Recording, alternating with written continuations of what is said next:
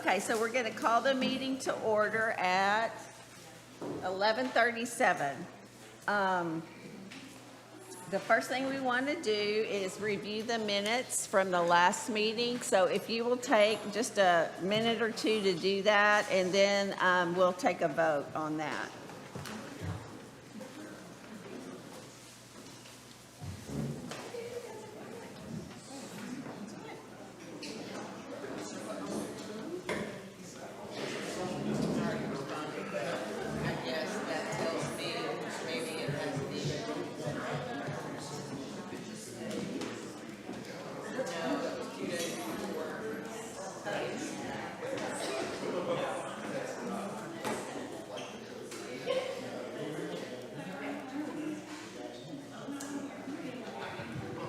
Okay, do we have any revisions to the minutes that need to be made that anybody has seen?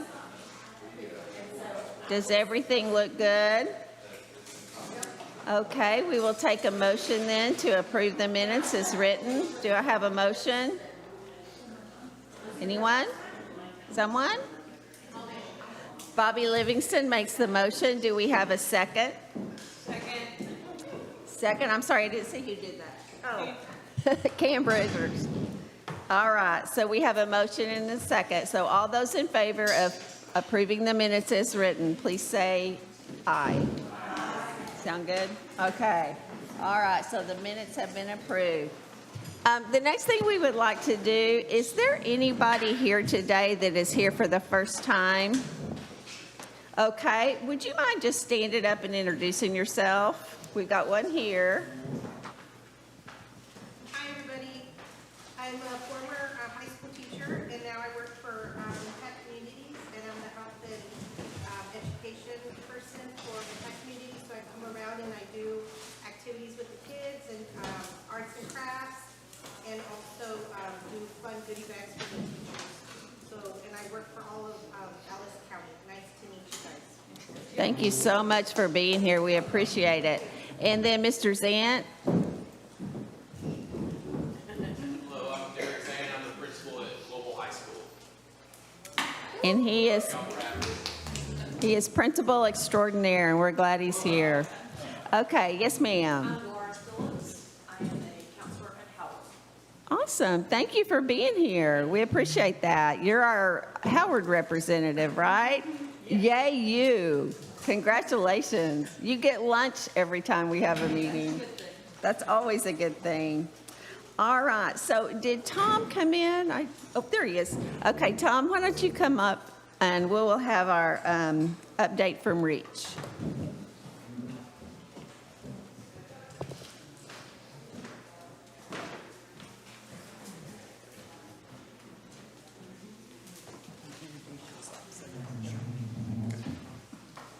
Hello, my name is Tom Kowach, work for Reach Council, Director of School Programs. We had a lot going on this last month. October, I know, was crazy for everybody. So we had Red Ribbon Week that was going on, plus a lot of other events. But main ones, we were able to work with most of the campuses in WISD to do either presentations or lunch tables and distribute bracelets and stickers and things like that. So thank you for all the counselors and staff that helped coordinate that and set that up. Just as an FYI, if there's any other presentations you want throughout the year, we do them throughout the year. We also had the prescription drug take back. So we did that on the 28th. And then there'll be another one coming up in April. So they do it twice a year. So we work with PD and the sheriff's departments and the DEA to coordinate that. But yeah, those are the main highlights. And if y'all have any questions or want to set anything up, just let me know. Any questions for Tom? Got Red Ribbon Week or anything? Okay, great. Thank you, Tom. All right, so Ginger. You don't have any updates? Okay, good. All right. How about you, Chris?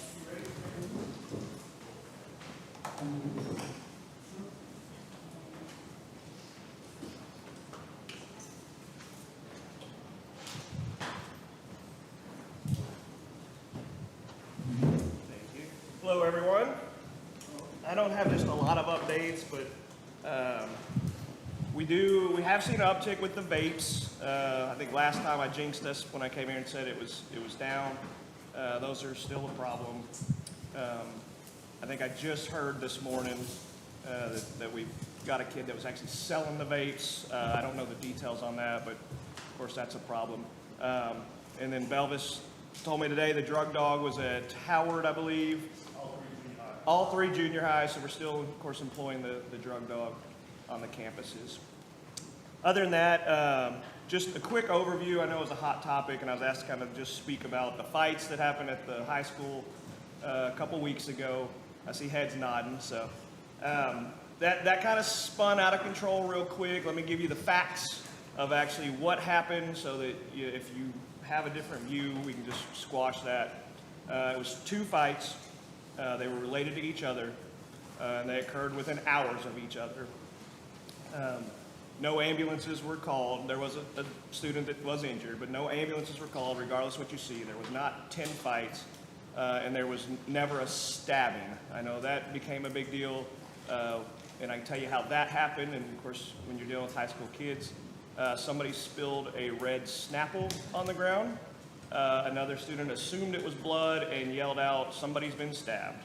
And from that point, it turned into a whole other narrative. But that's kind of the facts of what happened. If you get questions about that, it's safe out there. Regardless of what you're reading on social media, it's safe. Other than that, I don't have any other updates unless somebody has any questions. Nope. All right. Y'all are quiet today. Is it because lunch is really good? Is that what it is? All right. Well, it looks like I am next. To kind of piggyback off Chris's report, we have had 2 months of drug testing so far this year, 2 sessions. The first session, we had one student that tested positive for marijuana. That student has subsequently tested negative the next month, so that's wonderful news. Yes, we generally test about 60-ish kids at the high school each month at Waxahachie High School. We test 10 at Global High School, 10 at both Howard and Findlay, and then 12 at Coleman. So that's a rough estimate of the numbers that we test each month. But the second month, we did have another positive for THC, completely different student, no previous positive or anything in this case. So we are planning the parent meeting with that. We just got those results yesterday. So so far, drug testing has gone really well. We've had 100% negative from Global and all 3 junior highs so far. So I really feel like this program is working. I know that sometimes we do get students that test positive, but I'm hoping and praying that really what's happening with this is that the kiddos are having really good reason to say no and just to not do it. I know in speaking with a student that was positive in the past, it was shared with me that it was just an impulsive mistake. And I think that's probably what happens a lot of times. But hopefully that student now has some tools to be able to, in that moment, have the power to resist. And so that's what we're hoping. Our great counselors do a excellent education session with them with their first positive, and then subsequently there's more training depending on how many positives they've had after that. But so far, so good with drug testing. COVID's kind of a non-issue really right now. Occasionally we have a positive, but again, I suspect we're not getting reports, but that's okay too. I think it's rapidly becoming another virus that is contagious out in the domain out there. The last thing I want to, also next week is our Lions Club clinic. So each year, Lions Club graciously does a visual exam on students that are referred and gives them a free exam and a free pair of glasses. Our nurses try really hard to get all that screening done in time to know which kiddos need to be sent their way. And so that's happening next week. Mr. Avenshine and some others come to the campuses and pick the kids up, take them over to Global, and that's where they get their not screening, but their evaluation done, and they get fitted for glasses. So that's happening next week. So we're excited about that. And also Lions Club, just so you know, they are so wanting to help at any point during the year. If we have a kiddo that needs glasses, all we have to do is call them and they'll take care of it. So it's a really great program. No kid should be without glasses because of funds. So, and the last thing I was going to share with you, we're going to talk about this more in January. A few years ago, we were asked to participate in a tobacco survey. We've been asked to do that again. It's Texas A&M University that does this survey, and that's going to take place in the spring. So in January, I'll be bringing all that information to you, and we can talk through that a little bit. But I just wanted to let you know that that was coming up, and we're going to do it even though it's Texas A&M, and it kind of hurts me to do something with them, but I'll get through it. All right. Do y'all have any questions for me? I just wanted to Yes. clarify one thing on the Lions Club Vision Clinic. When they go to the Vision Clinic, they will see anyone and everyone. But if it's outside of the Vision Clinic dates, they can't really help the kids that have Medicaid. Because Correct. Medicaid is a covered benefit for Medicaid, and so the doctors that they then use are in private practice, and they're not, Lions Club can't pay for it. Yeah. So in that instance, it's almost better to be uninsured because there are other programs out there that can help you. Like we have what's called VSB certificates, and we can give uninsured students those certificates, and they can go to any participating practitioner and get an evaluation and glasses. But Tina's exactly right. Lions Club pays for it all, and it's wonderful. But these practitioners are bound by what Medicaid will allow them to do, and they cannot see students that have Medicaid. They have to use their Medicaid. So just FYI. Okay, anything else?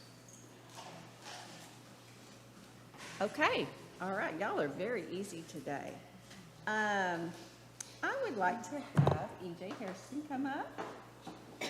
He is going to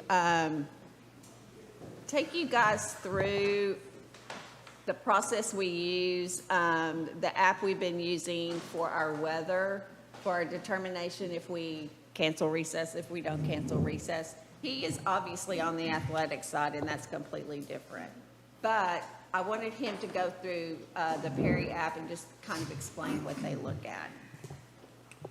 My name is E.J. Harrison. I'm the Director of Sports Medicine here in the district. I want to give recognition to our Executive Athletic Director in the back, Jared Womack. He didn't introduce himself, but wanted to make sure he got recognized today. I'm Jared Womack. I'm the Athletic Director here at Waxahachie. Great to be on this committee. Lots of smiling faces. I thought you'd been here before, Mr. Womack. I'm so sorry. It's all good. I'm here now.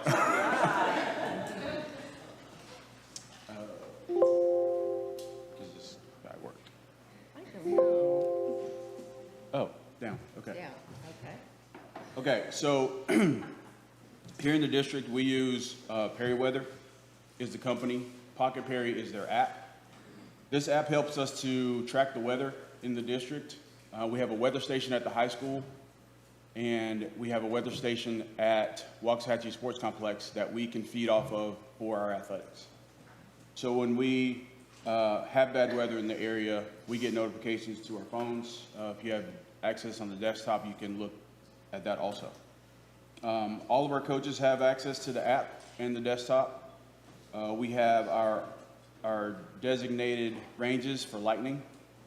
And if the lightning is within 0 to 10 miles, we all get a notification on our phone. And that's when we clear the fields and we make sure everyone's inside. The weather station at the high school actually has an intercom system on it, and it makes an announcement to clear the fields.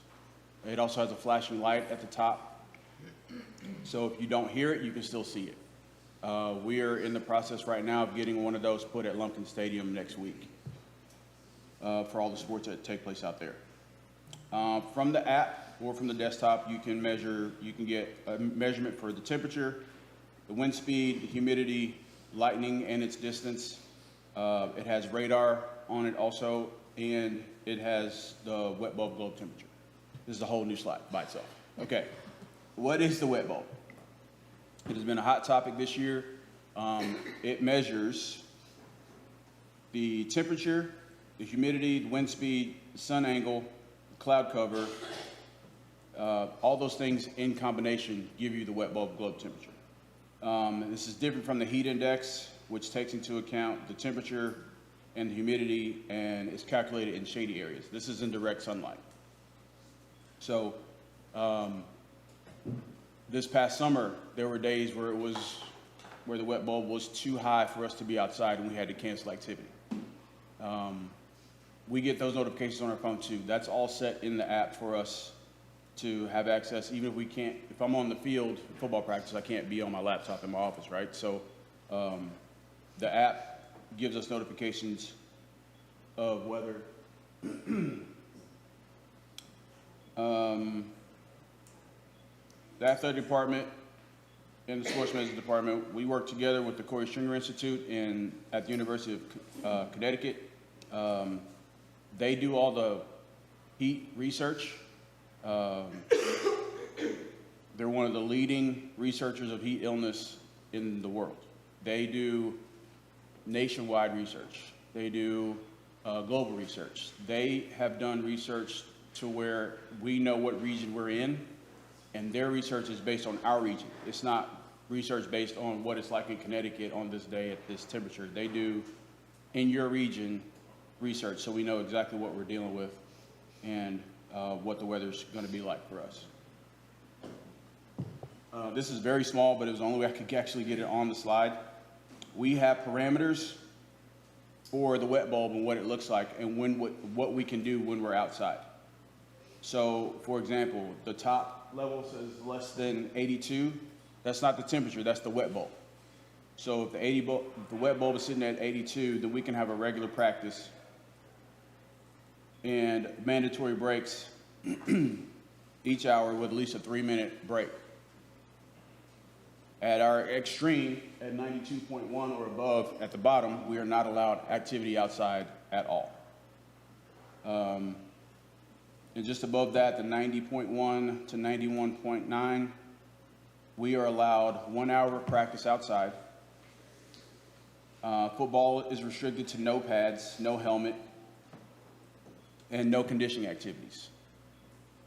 And there must be 20 minutes of rest breaks and water during that hour. So you're not even really getting a full hour. This is all for kid safety, guys. So coaches don't like it. We don't like it as athletic trainers. We want kids to participate in their sports. We want kids to have fun and be outside and do all the things. But we also have to have parameters so we're safe and we're not having to call an ambulance or invoke our emergency action plan for a heat illness. On the reverse side, we also have cold weather policy, or not policy, guidelines. And I can share this presentation with any of you guys if you want it, if you can't see the slides. But we have issues with the wind chill. And Perry Weather will show us the wind chill. And we have parameters on what kids can do outside if the wind chill is too low. We have it for the high school, and we also have it for the junior high. At some temperatures, we require kids to have extra layers on. And if the wind chill is below 30, 33, then we restrict, if it's below 25, we restrict activity in the cold. So that's just a brief overview of what we do. I wanted to put more slides in, but I didn't want to bore anyone. Does anybody have any questions about Pocket Perry or Perry Weather? You said below 25, you still be out there playing? Wind chill, no. Whoa. No, we restrict activity. I have a question. Do secondary PE coaches follow this same guideline, These guidelines have only been put in place for athletics. just for I athletics? have not talked to anyone about moving forward with the district, but I don't see why we can't have those conversations. Yeah. Yes, sir. I have a question. Have you ever been wrong on the application of what's been done? You know, they'll say it's 10% chance of rain and it's pouring down outside. So have you ever experienced that? We have been wrong with the weather, but we're always going to go off of what we see to try to prevent something from happening. So we try to look ahead at it to make sure that we are prepared for what could happen. The lightning strikes, we can see the forecast, several hours out, but I'm also able to call the company and speak to a meteorologist that works for the company for him to give me a forecast. So I can call him at 6 in the morning and he can give me a forecast for what it's going to be like in our area in that afternoon. So I don't always just go by the app or the desktop. I call someone and talk to a real person. EJ, I'd like to say something. Yes. I want to thank EJ for rolling this out. Really the wet bulb is now the gold standard for what most major universities, the U.S. military, the National Football League, the NCAA, they are all using this model. It was a recommendation by the UIL. Recommendations, in my opinion, and I think Lee Aldershine would agree, you don't want to go against a recommendation that's coming from someone like the UIL. There's really no way to back that up if something happened. There were some hard days. There were some hard days for EJ. There were some hard days in our athletic department when we had to pull teams off the field. And it caused us and our coaching staff to become flexible. And I think all of us in this room have become very flexible since COVID. So I was proud of our coaching staff to adjust their practice schedules. We had practices going on as early as 5:45 in the morning back in August, just to prevent the heat that was going to hit us that afternoon. There are ways to predict what the wet bulb might look like, just like the weatherman that's wrong 90% of the time. He'll predict rain might happen and it never happens. But when we see those predictions out there, we typically make decisions well before that to make sure our teams have ample practice opportunities. But EJ, thank you for leading that charge. I want you to know that in front of this group, that he did work extremely hard on this. The Perry-Weather system, in my opinion, is again the gold standard when it comes to lightning strikes and all the things that they provide. My opinion of the elementary schools, I would love to get we have about 100 opportunities to give that Perry-Weather app to other employees in the district. We have about 100, 120 that use it right now. We have maybe 100 more, 80 to 100 more. I would recommend that we get that to our PE coaches at the junior elementary level. I think the principals at the elementary level would also be beneficial. So whatever we decide on, we have about 80 more of those apps before we go to the next level and it costs us more money. We could get other people in the district involved in that very level. And I think it'd be beneficial for all of our campuses.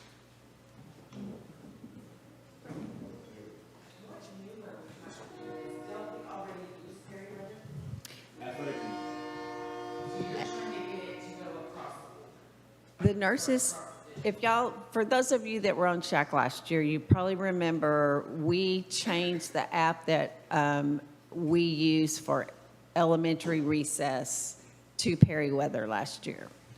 The reason I wanted EJ to share all this information with you was, first of all, to tell you how incredibly detailed the plan is for protecting our athletes. That is amazing.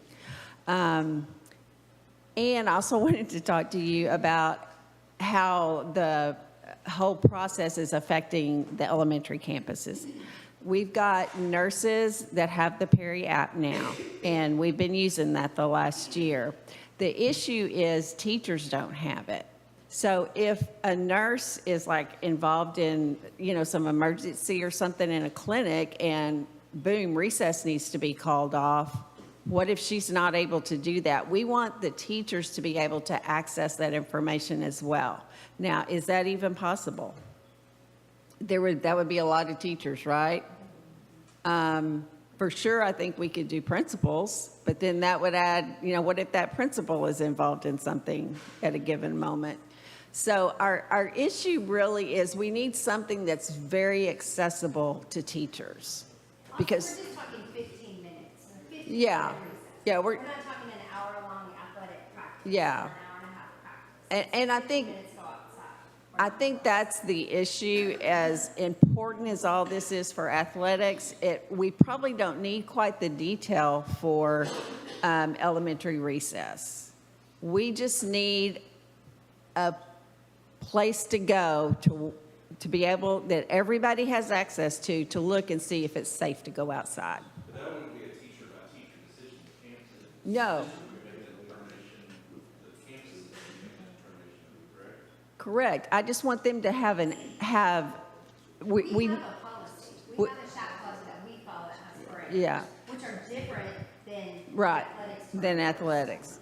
But we want the teachers to be able to access the app that we're using, the numbers that we are going by to call recess or not call recess. Yes, Joni? Well, I was gonna say, as far as the PE teachers go, we do go outside, often, some more than others. So it's more than just a 15-minute recess. For us, So sometimes it is longer. because it was, we had fifth grade field day, and so we would go outside every day, except we didn't know, so there were a few times we'd go outside, and then she'd have to come out, and you can't be on here. And we didn't know, so, it's more. So you're saying you don't always get that information? Well, she started putting it out on Parent Square, but you're right, if she was not able to do that, Yeah, or whatever the app is that we use, I don't know what it is, but, if she wasn't able to do that, which with a campus at 700 happens often, Yeah. send that out, I just beat her to the punch going outside, so if I had access, I could look and know that if I could plan on it, I could make other arrangements as well, just like if we needed to go outside. Because our old app, before we voted on it last year, we had a free app that anyone could look at. We had parameters, so everyone in the school knew the parameters and they could look at it. It wasn't reliant on the nurse to say, okay, you can't go out, it's too cold. So we voted last year because we wanted a standardized one. well, And then that's when we voted on using the Perry app, but then we didn't realize all that was involved. well, and that not everybody would be able to access Right. it. So I guess that's the first question we need to answer. What is the committee's will about the app or the platform that we use? Do we want to keep it at Perry, or do we want to change it to something else? And my nurses will have some suggestions if that is what you want to do. The second thing we want to look at is 2-3 years ago, we changed the temperature at the lower end when it's cold. We made it 40 degrees exact temperature and changed that from it being wind chill. But sometimes it may not be 40 degrees yet, and it's still too cold to go outside for these kiddos. So we would like, the nurses are requesting that we switch that back to a wind chill rather than an exact temperature. So those are the two things that we would like to talk about today. So what are your opinions? How often does the Perry app change? Is it something, because it's lots of places this summer, we're all very well aware of that. Did it change from the morning to the afternoon? Sometimes. In the morning recess, could it happen in the afternoon it couldn't, or gym activities could happen outside? Yeah, so there were days we had to practice in the morning because we knew in the afternoon it was gonna be too hot. Right. And the wet bowl was gonna be too extreme for us to be outside. So we had to move practice to the morning. Or we had to move until 8 o'clock at night, because we knew at 5 o'clock it's too hot, we can't be outside. So for us to get a full practice in, we had to make arrangements around the heat of the day. So the weather changes from morning to the afternoon, cool off at night. But EJ, correct me if I'm wrong, probably from August to mid-September, we could pretty much guarantee every day between 12 and 1 o'clock that heat index was gonna knock us off the field. yeah. And so it was pretty consistent. It really was. I mean, we knew really Monday through Friday as we looked at that forecast, hey, at 1 o'clock every day, we're going to be done until about 7 o'clock at night. So it wasn't as inconsistent as you might think until we finally got some cooler weather about mid-September. Excuse me. And I think this year was hopefully, I think we all know, we have earned this cooler weather. We all have earned this. But I think this was a anomaly this year. Hopefully it is. And I mean, we saw 30 straight days of weather-borne issues in athletics. How long before we could even have recess this year? We had a modified, Uh-huh. schedule that I came up with the assistant principal so that the kids could still go outside, but again, you were looking and seeing what time was the heat index too high to go outside every day. And of course, that has shifted, and now that we are cooler, we are back to our normal recess. But that still means that when we had like the cooler days last week or the week before, certain kids did not go outside because it didn't get warm enough until noon.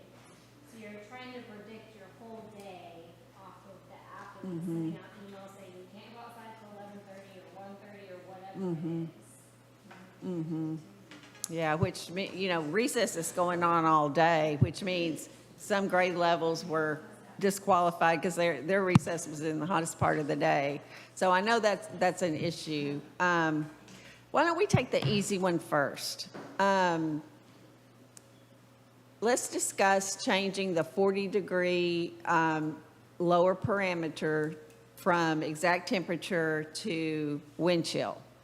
Does anybody have a question about that or a discussion about that?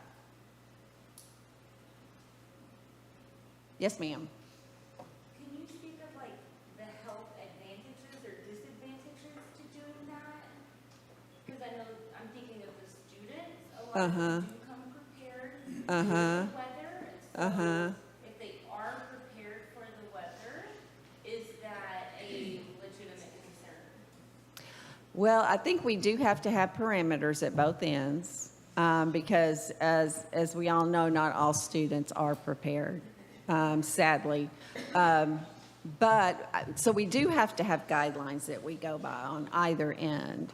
Now, if you want to discuss it, maybe changing it from 40 to something lower, I mean, we can discuss that. I would love input from teachers in the room, elementary teachers specifically.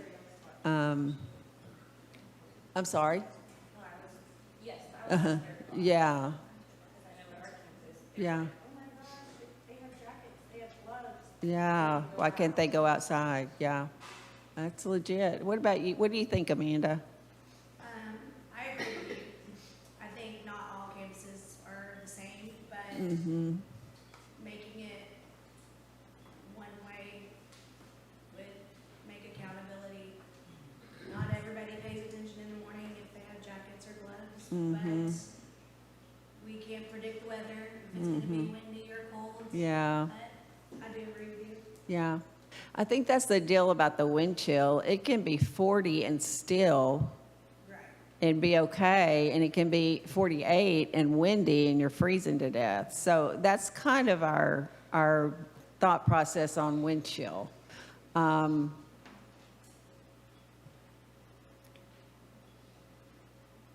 Any other discussion, or would anybody like to make a motion? I would like to just say it would be better to have it available and not use it than not to have it and then come up with time to use it. Yeah, well, we definitely have air quality parameters and we have temperature parameters that we do follow, for sure. Is 40 degrees the temperature wind chill that your nurses suggested, or how did you come up with it? That was even before my time. No, that was not, because we used to have 45.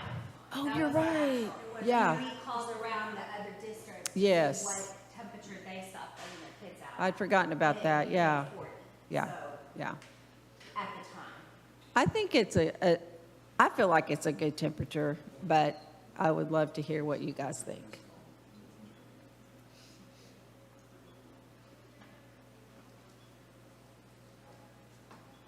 Y'all are quiet. All right, well, can we have a motion maybe? Would anybody like to make a motion? What would the motion say? Are you accepting it or put it in line, check it, or what would the motion? No, the motion's gonna be to change it from the set point, temperature point of 40 degrees to back to the wind chill of 40. They want to go back to the wind chill of 40. That's the first issue we want to solve.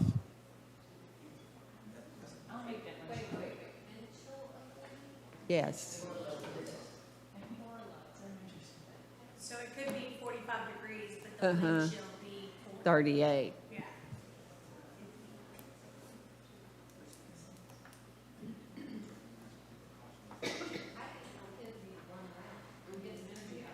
Uh-huh. Yours is 30?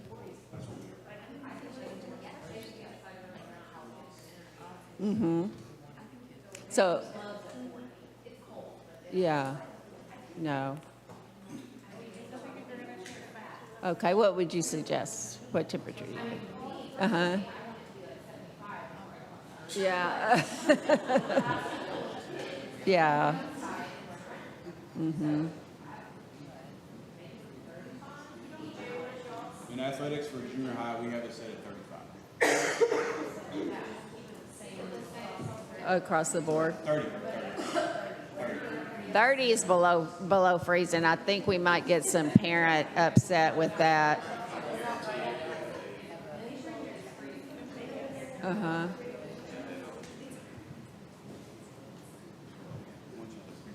Okay.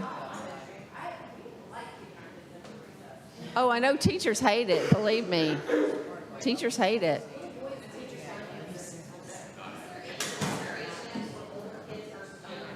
Mhm.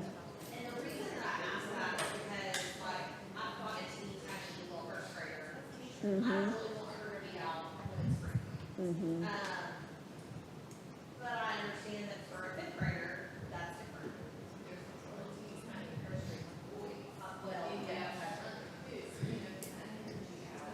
I see both sides of it, Mhm.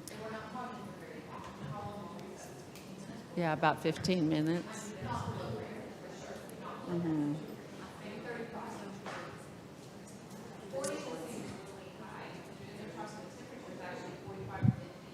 Yeah. Yeah.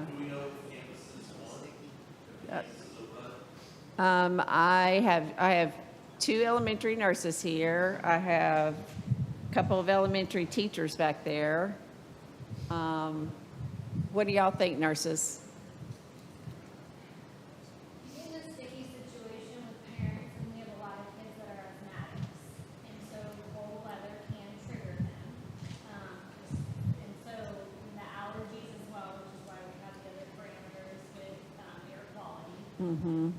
So if we do change it, we would have to probably exclude some students from recess depending on how the parents feel, which I know some of mine feel if it's below 40, they're telling me don't send my kid outside, which then you're like trying to figure out where do I put this kid, and they're upset and all that. So Yeah. we kind of, but it differs definitely by age. Yeah. It's sticky. It gets sticky. It's a little bit sticky with the air quality because it's different for kiddos with health issues as opposed to kids without health issues. So, that's a whole nother thing. But I think the general public, just as a community member, if I heard that you can't take them outside if it's below 40 with the wind chill, I would be like, what in the world is the school doing, making those kids stay so hot time? That just seems too, restrictive. yes, I think it's only 15 minutes, so. when we had it before, it was a low wind chill in 40. When we used to have the wind chill. And I know I want the wind chill back, I'm not necessarily saying I want it at 40. But I Okay. do want the wind chill to be a factor Okay. in whether they go out or not. Well, what about if we change it to wind chill and make it 35? What do y'all think about that? I can't make the motion. Yes. I'll make a motion, I think outdoor recess, 35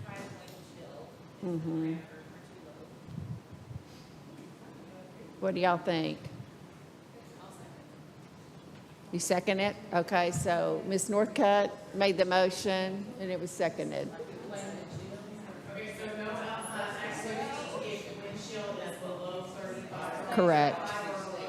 35 or below. Okay, all those in favor of the motion of changing it, It's our district. It's our district. Right. well, right, well, it is a district-wide thing, but athletics are not in it. So this will apply for PE as well. Well, that's the big question. We need ownership of PE somewhere as far as, what do you want PE to fall under? Do you want it to fall under athletics or do you want it? Divided at the secondary and elementary. Okay, well, So all secondary, PE, athletics is one, and it's 30. okay, We call it athletics. I mean, if the athletic football boys can do it, then right from the athletic. yeah. Yeah. Yeah. Okay, that is actually probably a separate discussion, correct?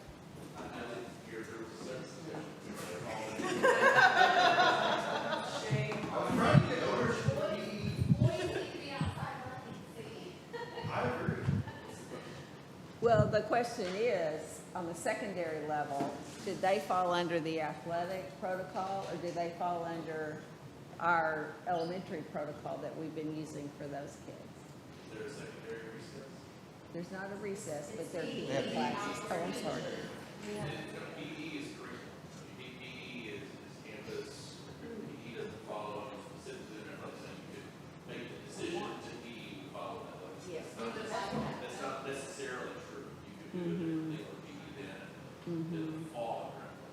So we made the determination that one rule fits all. Right, we should make that. That one rule fits all. We're making that determination now. Yeah, do we, Okay, PE would fall under athletics. So secondary would follow one protocol, elementary would be a different protocol. But it's secondary PE, not elementary PE, because it's, you gotta make that language. But we were just talking about recess, we weren't as far as the windshield and all of that conversation. well, we were talking about elementary PE as well, because, yeah. Yes, Cam? When recess is canceled, what happens to the kids? What is the substitution? Indoor recess. Yeah, or Becca said that sometimes they try to find a block of time in the gym where they can run around. Okay, to be clear, the current WISD air quality weather guidelines are not designated just for elementary. Currently, they're not. They're just the WISD guidelines. Now, athletics has always been under something different, right? So I think a separate discussion needs to be had about what we do with secondary PE. We need to figure that out later. I think right now we've got a motion on the floor to change the lower parameter from 40 degrees to 35 degrees wind chill. And is there any more discussion on that motion?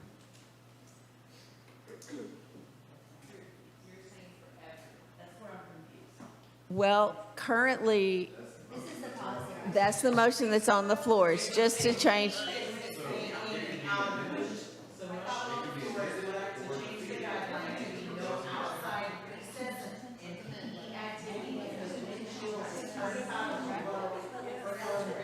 I wouldn't even, because the guidelines don't specify that currently. It says for all pre-K through grade 12, physical education and recess. Oh, it does say that. Okay. I didn't know that. All right. That's what we're trying to do. Can we make an amendment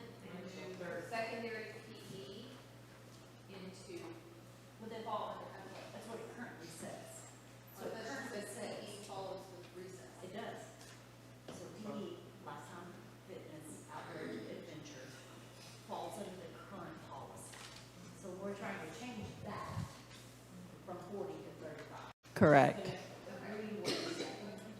Okay. All right. So we have that motion on the floor. Are y'all ready to vote?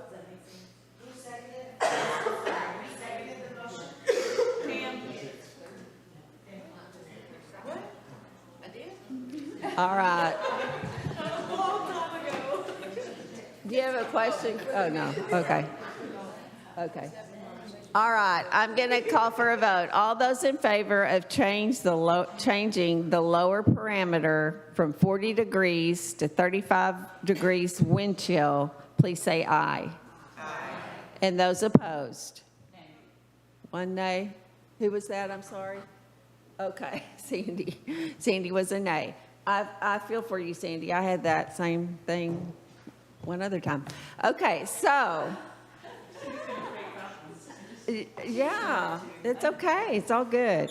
All right, so now we need to move the discussion over to the weather app that we use. And I hesitate to use the word app because the nurses tell me that it's better to go on the web, to get on their desktop, right? It's more consistent. No? You've never even used the app. So we probably should say website that we want to use, not an app, okay? So do I have suggestions, discussion about whether we stay with Perry for elementary? This is purely for elementary, guys. Yes, ma'am. Can elementary use a different, can we go back to using the free one that all the teachers can access? That's our question. Yes, exactly. Okay. Perry is wonderful, but probably not necessarily designed for what we need at the elementary level. In conjunction with that, can we use WeatherBug? I'm sorry? So in conjunction with Perry, can elementary use WeatherBug? The WeatherBug app is accessible from our phones and from the website. That's the question. Yes, yes, yes. Yes, because we want to be consistent across the district. So the guidelines did say, originally it said AccuWeather, I think. It says weather app, but it says weather app, which is sponsored by WFAA. Oh. The problem is that it would be different, like teachers would look at the weather Right. channel, or they would look at something else and it'd be different and they'd go outside. And so we wanted to make sure everyone had the same thing to use. Nurses, do y'all have a suggestion for a platform that, or a website that we use? Is there one you like? We've always used WeatherBug, but then there's Weather Underground, it's also a really good one that's free for people to use. Mm-hmm. So it just needs to be consistent so that one teacher's not like, well, mine says this and I'm going, and this teacher's like, no, it says this. Mm-hmm. And that, Campuses where teachers are making different decisions. They Pardon? go outside at different times depending on what section they have in each grade level. They have a block of time so that they're not all on the playground at the same time. so currently using Perry, only the nurses have access to Perry. So we want to use something that the teachers can access in case the nurse is tied up and can't send out an email to call recess. Just thinking it makes sense if it was a campus-wide decision. I mean, it could change. I mean, fine at 11 o'clock and now bad at noon, or bad at 11 o'clock and now good at noon. Well, that's pretty much what it is. Yeah, that's pretty much what it is. Teachers just need access to a free app. Yeah, yeah. Immediate knowledge as we're. Uh-huh. Or if it, at least they can look at it, and if it's close, they know to ask the question or whatever. So do I have a, Well, I was just gonna say, the Perry weather app, is that there's just no way to increase the users, that the teachers can use it? Is it really expensive? Is that what's preventing the whole district from having access to that? yeah, it would put us up to another level of cost. So I don't know how much that is. I mean, I'm willing to ask a question on what that would be, but I would need to know how many. I mean, teachers are talking about. Plus, the athletics have a different parameters. They have, and we get alerts for every single. Yeah, I think that's what the nurses think. I don't want to know at 1 o'clock. Um, I think just the thought of paying more money for something that we don't absolutely need. Yes, Coach Womack. What are the teachers needing to know? Y'all needing to know wet bulb index? No. Okay, so W-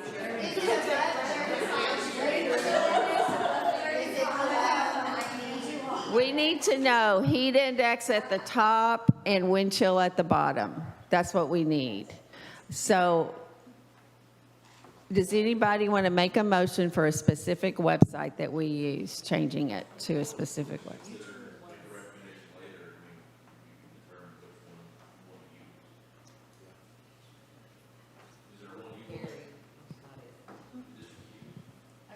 Still in print, in our student handbook, it says WeatherBug. So that's still like what our actual student handbook says. Okay. Probably WeatherBug then, I would think. So could I have a motion to change the website to WeatherBug that we use from Perry for the elementary level for recess and PE? Motion and a second. Motion came from, I can't see her face. Oh. And then Tina seconded it. Okay, is there any discussion on using WeatherBug?